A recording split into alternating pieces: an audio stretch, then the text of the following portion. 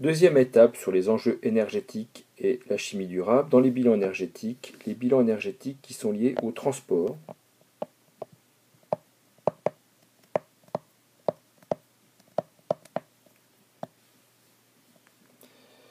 De façon très simple, les transports donc, ont besoin d'une source d'énergie.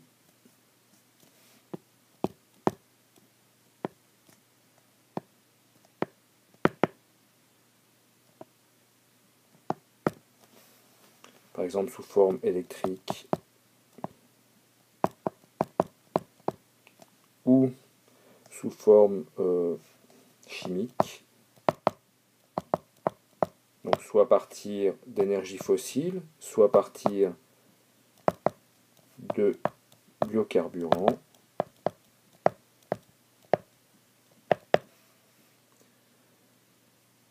Et cette énergie, donc dans les transports, sert à deux choses, enfin sert à une chose essentiellement, c'est la mobilité,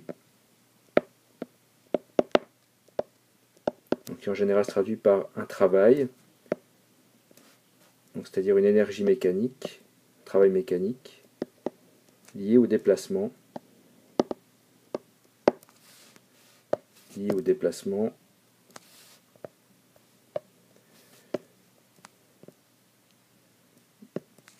de l'objet qui en permet le transport.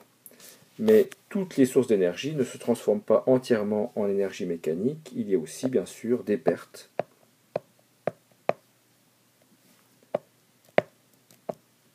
En général thermiques, liées par exemple au chauffage des moteurs, des bobines électriques ou des moteurs chimiques, donc fossiles et biocarburants. Lorsqu'on étudie les transports, en général, donc bien sûr, lorsqu'on fait le bilan énergétique, comme pour l'habitat, la somme des énergies, donc des sources d'énergie, donc des sources, est égale à à l'énergie mécanique pour la mobilité, donc mécanique pour la mobilité ou le travail,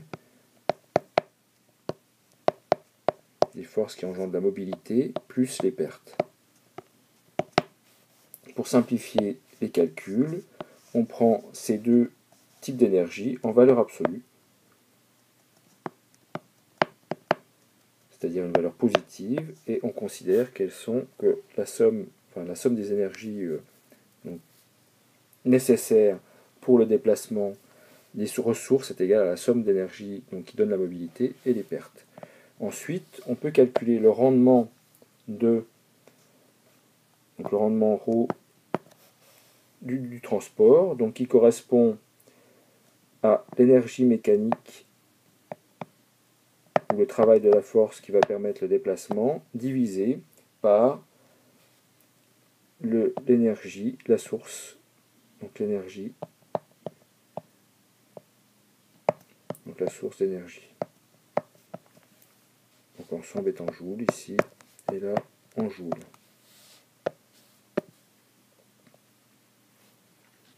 Donc le rendement, bien sûr, est toujours compris entre 0 et 1. Et si on veut le mettre en pourcent, on multiplie par 100, donc ce sera compris entre 0 et 100.